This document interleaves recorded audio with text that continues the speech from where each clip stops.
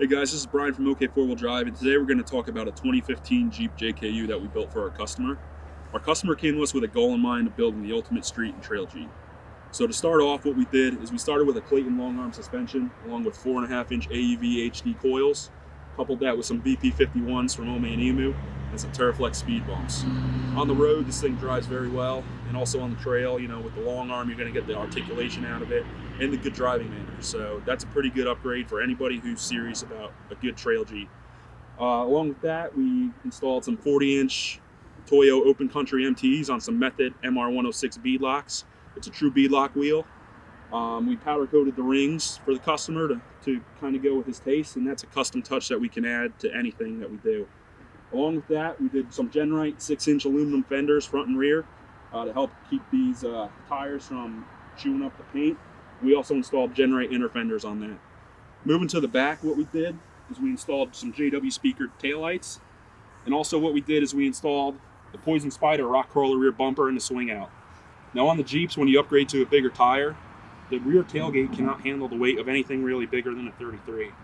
So especially with this monster on there, it's essential to upgrade the rear tire carrier, whether you do a swing out or a hinge. Swing out is the best option because it puts all the weight of the tire on the frame as well as the suspension of the vehicle and not on these cheap stock hinges. One other thing that we did for the customer, backing this thing up without a backup camera would be hellacious with this big tire in the rear view. So what we did is we were able to adapt the stock rear view backup camera. We installed some lights from the sea from Rigid Industries, and with that, it helps definitely at night as well as, you know, basically anywhere you need to back up and see some light. So moving on from there, we installed JW speaker taillights, headlights, and fog lights, which we'll show you up front. But after that, one of the crucial points that we did was we installed new axles under the Jeep. And for them, we went to Dynatrac. In the back, we have a Dana 60. It's full floater, 488 gears, E-locker. So it's going to be able to handle the size of the tires, and especially what the customer wanted to do with it. Up front, we have the same thing, another Dana 60. E-lockers front and rear, 488 gears, so that's going to be a really capable rig off-road. Also in the front suspension and the rear suspension, we installed the Terraflex speed bumps. Anybody who drives a Jeep knows that they're inherently underpowered, especially when you add tires this size.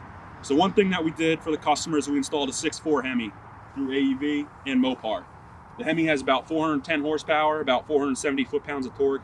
So over the 285 horsepower and the 260 foot-pounds that the stock Jeep makes, this is a huge improvement.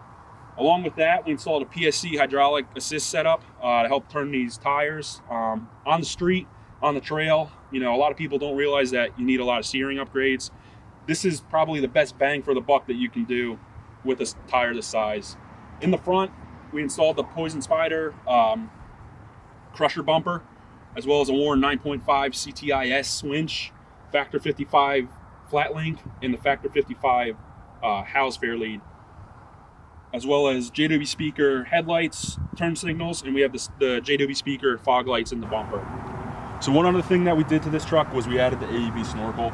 And what that does is it moves your air intake from up here where this monster tire is always throwing dirt to up near the roof line. And what that's going to do is that's going to help filter out all your dirt particles, hopefully help the engine run a little bit better, a little bit cleaner, and not be as abusive to it. So that's one thing that on any trail Jeep is a pretty good idea, especially in dusty conditions.